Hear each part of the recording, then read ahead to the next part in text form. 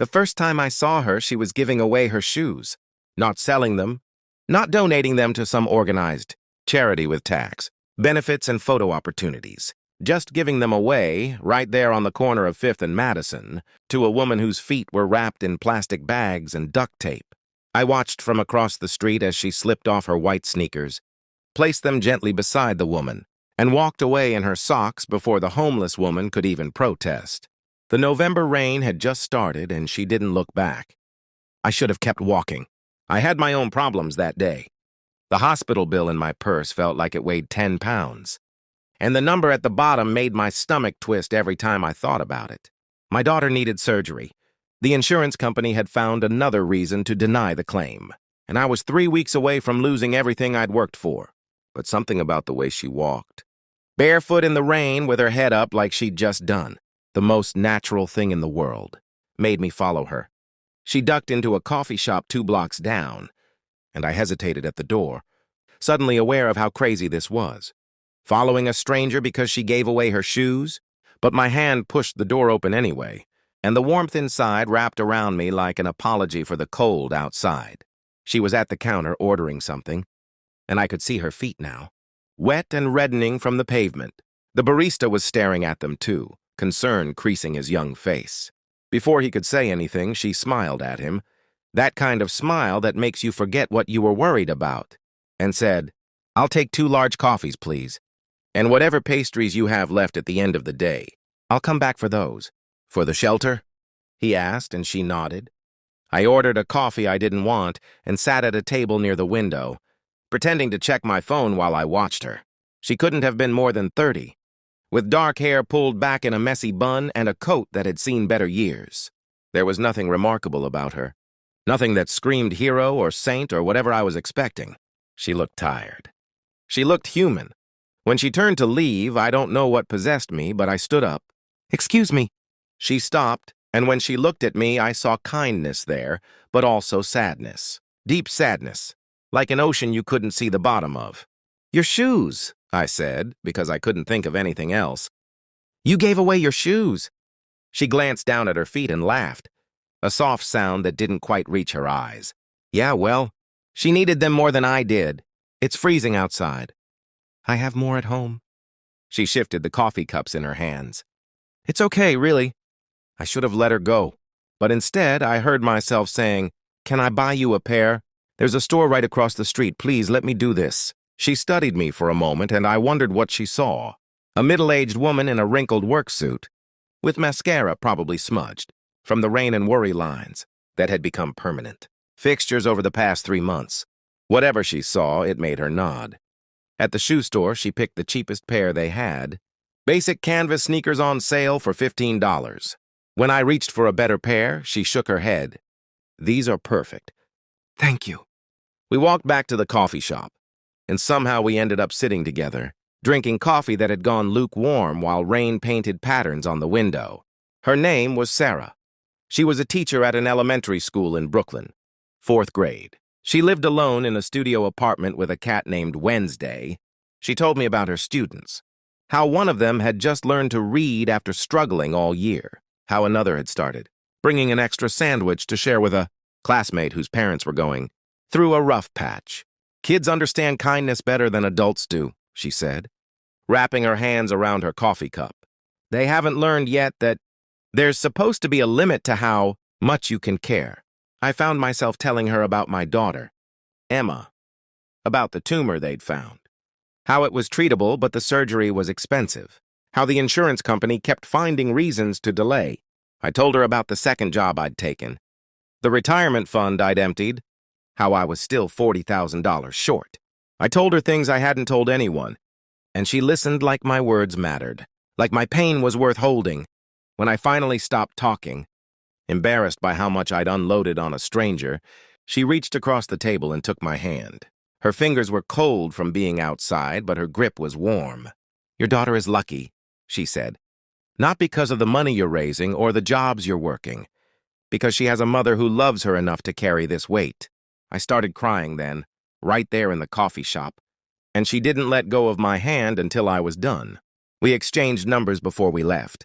One of those polite gestures you make knowing you'll probably never call. But 3 days later, she texted me. Just a simple message. Thinking of you and Emma. How are you both holding up? We started meeting for coffee once a week. She never had much money, I learned. She lived paycheck to paycheck, picking up tutoring jobs on weekends to make rent. But every time we met, she brought something. A book she thought Emma would like. A drawing from one of her students. A bag of those butter cookies from the bakery near her school. Small things that meant everything. Then, 2 weeks before Emma's surgery, I got a call from the hospital. There had been a mistake, they said. An anonymous donor had paid off my entire balance. $40,000 just gone. When I asked who, they said they weren't at liberty to share that information. The donor had insisted on remaining anonymous. I knew. Somehow I knew. I called Sarah immediately, but she didn't answer. I went to her school, but they said she'd taken a personal day. I went to her apartment building, but the woman at the front desk said she hadn't seen her come in. For 3 days, she was a ghost, and I was terrified that I'd somehow lost her. When she finally called me back, her voice was different, quieter. Hey, sorry, I've been MIA. I had some things to take care of. Sarah, the money. Was it you? Silence on the other end. Then, Emma's surgery is in 2 weeks. That's what matters. How? How did you get $40,000? Sarah, what did you do? I didn't rob a bank. If that's what you're worried about. She tried to laugh, but it came out wrong. My grandmother passed away 6 months ago. She left me her house in Vermont. I'd been holding on to it, for sentimental reasons. But houses are just buildings. Emma is a person, a kid who deserves a chance. It wasn't a hard choice. I couldn't breathe. You sold your inheritance for us. For people you barely know. I know you enough, she said softly. And I know Emma through you. I know she likes astronomy and wants to be a veterinarian. I know she makes you laugh even when you're scared. I know she matters. That's enough. The surgery went perfectly. Emma came through like the fighter she was. And the doctors were optimistic about her recovery. I sent Sarah photos from the hospital. Emma giving a thumbs up with her IV in. And Sarah responded with heart emojis and encouraging messages. But something had changed. I could feel it in our coffee meetups, in the way Sarah seemed more distant, like she was slowly pulling away. When I asked her about it, she'd just smile and say she was fine, just tired. But her eyes told a different story. 3 months after Emma's surgery, I found out why. I'd stopped by her school to drop off a thank you gift from Emma. A painting she'd made of a woman with wings. Her way of depicting her angel. The principal pulled me aside, his face grave. I thought you knew, he said. Sarah gave her notice last week. She's moving to Vermont. My heart dropped. What? Why? He hesitated, then said, She's been staying with her sister. She can't afford her apartment anymore. The inheritance she sold. I probably shouldn't say this, but that house was supposed to be her retirement plan. It was all she had.